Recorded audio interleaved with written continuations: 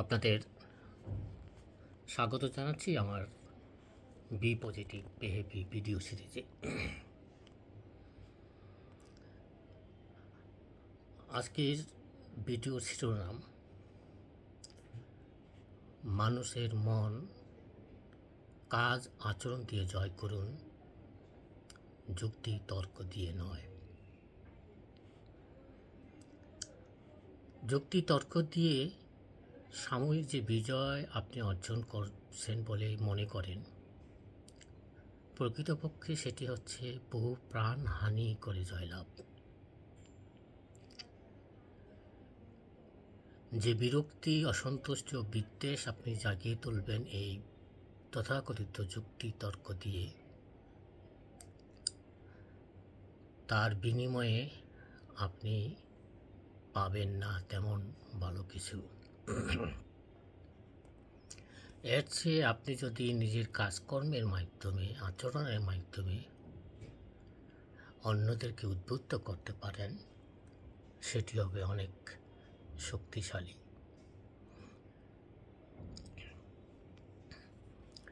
আমি এ ব্যাপারে একটি ছোট্ট কাহিনী আপনাদেরকে জানাচ্ছি।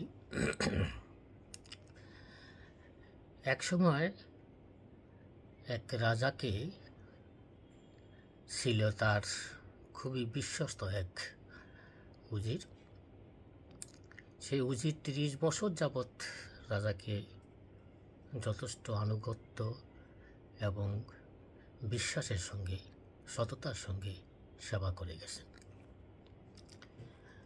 কিন্তু উজিরের এই সততার জন্য এবং রাজার তার কাছে অনেক প্রিয় হয়ে যাওয়ার কারণে রাজদরবারে উজিরের অনেক শত্রু সৃষ্টি হলো। তখন তারা গুজব ছড়ালো এই বলে যে মূলত এই উজির হচ্ছে ছলনাকারী ও বিশ্বাসঘাতক। তাদের এরকম একাধারে প্রচার করার ফলে রাজা নিজেও এক সময় মনে করলো যে আসলে ওই ব্যক্তি মনে হয় বিশ্বাসযোগ্য নয়।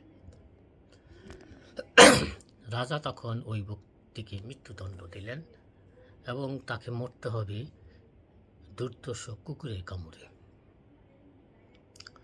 তখন উজির রাজাকে বলল, হুজুর, আমাকে 10 দিনের একটু সুযোগ দিন। আমি ফিরে গিয়ে যারা আমার যত্ন নিয়েছে, আমাকে লালন করেছে, তাদের ঋণ শোধ করে আবার ফিরে আসব। রাজা তখন একজন গ্যারান্টিয়ার চাইলেন যাতে সে পালিয়ে না যায়।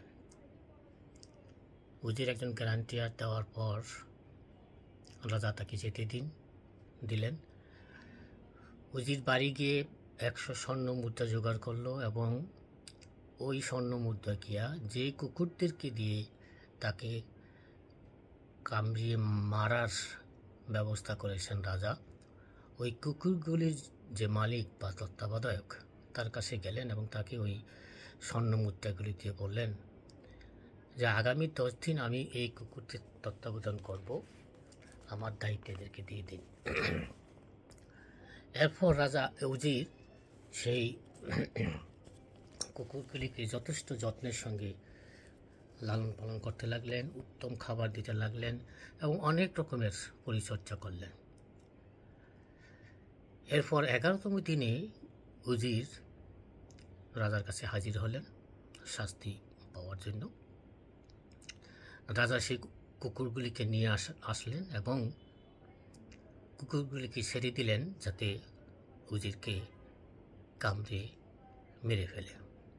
কিন্তু রাজা অবাক হয়ে দেখলেন কুকুরগুলো তাকে তো কামড় দিচ্ছেই না, লেজ নেড়ে সে উজিরকে আদর করতেছে, জিহ্বা দিয়ে উজিরের গালে চেটে চেটে তাকে আদর করার চেষ্টা করতেছে। রাজা অবাক হয়ে বলল উজিরকে, কি ব্যাপার, কুকুরগুলো তোমাকে কামড়াচ্ছে না অথচ তোমাকে আদর করছে কেন? তখন উজির বললেন, হুজুর, আমি মাত্র 10 দিন এই কুকুরগুলিকে লালন পালন করেছি, তাতেই তারা কৃতজ্ঞ হয়ে আমার প্রতি এরকম আচরণ করতেছেন, অথচ আমি দীর্ঘ 30 বছর যাবৎ আপনার সেবাদাস হিসেবে কাজ করেছি, আপনার সঙ্গে সততা বিশ্বস্তার সঙ্গে আচরণ করেছি, অথচ আপনি তার বিনিময়ে আমাকে শাস্তি দিলেন এই কুকুরদের কামড়ে মরতে হবে। তখন রাজা নিজের ভুল বুঝতে পারলেন এবং উজিরকে ক্ষমা করে দিলেন। শুধু তাই নয়, ওই ষড়যন্ত্রকারী যারা তার উজিরের নামে মিথ্যা অপবাদ দিয়েছিল তাদেরকে বিচারের জন্য উজিরের হাতে তুলে দিল। কিন্তু উজির ওই লোকদেরকেও ক্ষমা করে দিলেন। উজির কুকুর ও তার শত্রুদের মন জয় করিলেন সদাচরণ দ্বারা, কোনো যুক্তি তর্ক দিয়ে নয়। মানুষ মাত্রই মনে করে সে সঠিক, এই জন্য মানুষ তর্ক বিতর্ক চালিয়ে যায় নিজে তা সঠিক প্রমাণ করতে। কিন্তু তর্ক করে আপনি কাউকে সপক্ষে আনতে পারবেন না। আপনি যত তর্ক করবেন তারা ততই বিরক্ত হবে এবং এইভাবে এক সময় আপনি আলাদা হয়ে যাবেন।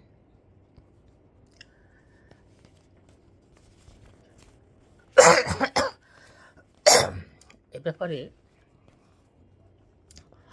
ক্রুসেভের কাহিনী আমরা বলবো।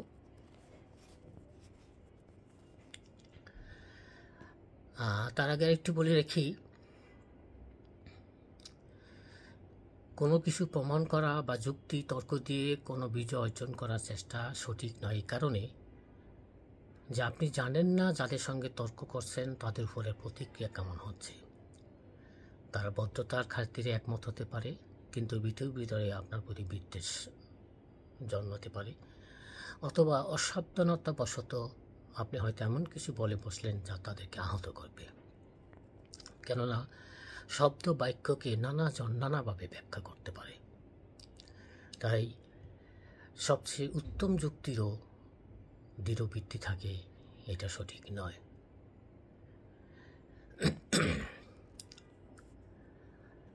সবাই জানি তর্কের উত্তপ্ত অবস্থায় আমরা নিজেদের সপক্ষে বক্তব্য রাখতে যে কোনো কিছু বলে ফেলতে পারি। আমরা কোরআন গীতার উদ্ধৃতি দিয়ে দেখি, এমনকি এমন পরিসংখ্যান হাজির করি যেটি যাচাই করা যায় না। মনে রাখবেন, এরকম বায়বীয় যুক্তি দিয়ে কাউকে পাঠানো যায় না, প্ররোচিত করা যায় না। এর চেয়ে কাজ আচরণ দিয়ে স্পষ্টভাবে প্রমাণ প্রদর্শন করলে সেটি অর্থপূর্ণ ও শক্তিশালী। যে ক্রুসেভের কথা বলতে চাইছিলাম, যে স্টেলিনের পর রাশিয়াতে ক্রুসেভ ক্ষমতায় আসেন এবং এরপর ইনি এক জনসভায় প্রকাশ্যে স্টেলিনের বিভিন্ন অপকর্ম এবং নিষ্ঠুর নির্যাতনের কাহিনী বলতে লাগলেন। তখন একজন মাঝখান থেকে উঠে বসল, আপনি তো তার কলিগ ছিলেন, তখন আপনি তাকে থামাননি কেন? লোকটিকে ক্রুসেভ দেখেননি, কিন্তু হঠাৎ করে গর্জন করে উঠলেন, কে কে বলল? কিন্তু কেউ আর হাত উঠাচ্ছে না, ভয়ে কেউ আর মাথা হলে বলছে না যে আমি বলেছি। কিছুক্ষণ পর ক্রুসেভ শান্ত হয়ে বললেন, এখন বুঝতে পারছেন তো কেন আমি তাকে থামিয়ে দিতে চাইনি বা পারিনি? আমার কঠিন এবং জোরালো বক্তব্যের কারণে যে প্রশ্ন করেছিল সে ভয়ে আর হাত উঠায়নি।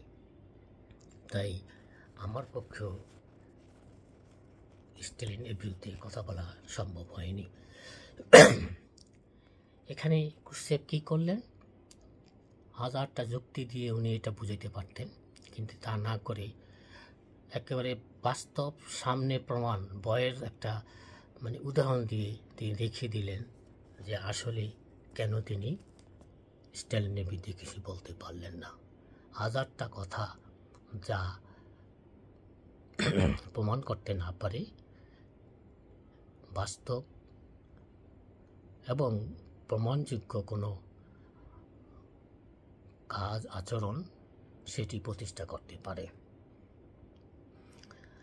শেষ করছি বেঞ্জামিন ডিসরায়েলের কথা বলে। ডিসরায়েলি বলেছিলেন, কখনোই যুক্তি তর্ক করবেন না। সমাজে কোনো কিছুই নিয়ে আলোচনার প্রয়োজন নেই, শুধু ফলাফলটি দিন। অনেক বাগাড়ম্বর করলেন, এতে কোনো কাজ হবে না।